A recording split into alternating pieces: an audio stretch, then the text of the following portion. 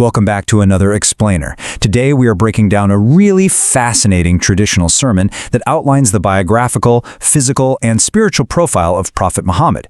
We're going to objectively analyze the source material to understand exactly how this historical figure is portrayed to millions of listeners. We'll be looking at everything from his incredibly specific physical traits to his surprisingly modern teaching methods. All right, let's jump right in.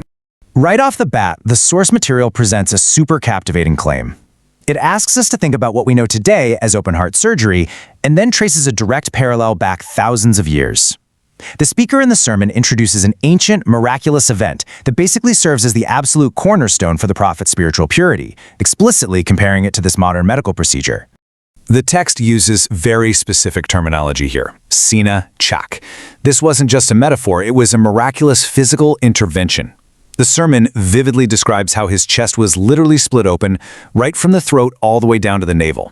According to the text, his heart was temporarily removed, washed, and purified with holy Zamzam water, and then carefully placed back inside his chest. The speaker frames this as the original open-heart surgery, a uniquely physical miracle granted just to him. And the source gets incredibly specific about this. It claims this miraculous surgery actually happened exactly 2 times in his life. The first was during his childhood while he was living with his wet nurse, Halima. The second time was right before the Miraj, which is his famous night journey to the heavens. The text even mentions that companions who saw him without a shirt on noticed a visible scar, described almost like a sewn seam, running straight down his torso as a permanent physical testament to this whole event. So that miraculous surgery really sets the foundation for who he was. In today's Explainer, we're covering 1, the miraculous surgery, 2, his status as mercy, 3, physical traits, 4, behavior and justice, and 5, his intellects and communication. Moving to section 2, status as mercy or rahmatul alamin. Let's see how the text builds on this. The speaker really drives home that this foundational status as a mercy wasn't just for humans, it was for the entire universe. He's portrayed as this incredibly soft-hearted leader. The text points out that crowds would just instinctively flock to him because his gentle nature made people want to be around him.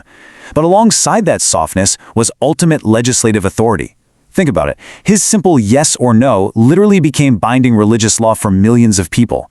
And the sermon notes this authority was backed by immense power, referencing miracles like him splitting the moon just by pointing his finger. All right, section 3, physical structure and traits. The text shifts gears here from the spiritual to the very physical. The level of anatomical detail preserved in these traditions is just wild. The text describes him as a guy of medium height and build, but get this, possessing the physical strength of 40 men. It even notes that he undefeatedly wrestled a famous champion named Rukana. His skin is described as bright and luminous. He wore his hair long right down to his earlobes, perfectly parted down the middle. Amazingly, the text claims he barely had any gray hairs at all by the time he passed away, which it attributes to him regularly using olive oil. Oh, and he's also described as having a high, prominent nose and perfectly aligned teeth that actually seemed to glow when he smiled. Now, apart from that open heart surgery scar we talked about earlier, there was another distinct physical marker, the Khatamun Nubuwat, or the seal of prophethood. The text describes this as a raised, reddish mark, about the size of a pigeon's egg, sitting right on his left shoulder blade. The sermon shares this really warm anecdote, where a companion pretended to demand physical retribution for an accidental strike, just so he could use the opportunity to kiss this sacred mark on the prophet's bare back. This historical profile is so comprehensive, it even covers his exact diet. His go-to foods were honey, dates, barley, and the shoulder or rib meat of mutton. He was also a big fan of bottle gourd and pomegranate. And interestingly enough, the source specifically highlights that he consumed mushroom soup, recommending it as a highly beneficial remedy for eye health. Pretty neat, right?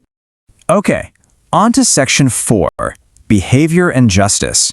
We've got a picture of his physical self, so let's look at his personality. The text outlines a guy defined by profound modesty. He walked with absolute humility, never arrogant, always keeping a soft smile on his face. One detail that really stands out is his communication style. He never just gave people side glances. If you spoke to him, he would turn his entire body to face you, giving you his complete, undivided attention. The sermon also emphasizes his extreme shyness, noting he would blush easily, and his strict preference for using his right hand for noble tasks, like eating and greeting. But how did he handle conflict? The sermon provides this highly relatable, domestic story. A dispute broke out between 2 of his wives. Sauda had brought a dish of soup or pudding over to Aisha's room. Well, in a moment of anger, Sauda actually took the food and smeared it right onto Aisha's face. So what does the guy with ultimate legislative authority do? He listened calmly to both of them. Recognizing it was just a petty domestic squabble, he didn't hand down some harsh punishment. Instead, he just smiled and playfully told Aisha, tit for tat. He had Aisha take some of the food and smear it right back onto Sauda's face. The text uses this to really highlight his fairness, his humor, and his ability to just diffuse tension in his own home. However, when it came to societal law, totally different story. His justice was absolutely uncompromising. The sermon recounts the famous case of a woman from the elite Makhzumiyya tribe who was caught stealing. Because she had high social status, companions sent his favorite follower Usama bin Zayd to plead for leniency. The text states the Prophet got deeply angry at this request. He declared zero tolerance for favoritism, stating flat out that even if his own beloved daughter Fatima were to steal, he would apply the exact same punishment to her. No hesitation. That strict adherence to logic brings us perfectly to our final section, Section 5, Intellect and Communication Style. The speaker highlights his brilliant use of logic, especially in a story about a young guy who brazenly came to him asking for permission to commit zina, or fornication. While all the companions around them were absolutely furious, the Prophet stayed totally calm. He essentially went full Socrates on him. He looked at the boy and asked, "Would you accept this act for your own mother, your sister, your wife?" By forcing the young man to view the situation through empathy instead of just shouting rules at him, he triggered this deep internal realization in the youth. Which brings up a fantastic meta question. How did a leader in an ancient desert environment effectively teach these vast, complex spiritual concepts? The answer, according to the text, is that he used visual aids. Honestly, very much like the slides we're using in this explainer right now. The sermon describes this one moment where he sat with his followers and physically drew a long, straight line in the sand.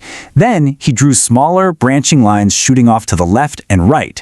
He used this visual to explain that the straight line was the straight path of righteousness, while all the intersecting lines were the distractions and paths of Satan trying to pull them away.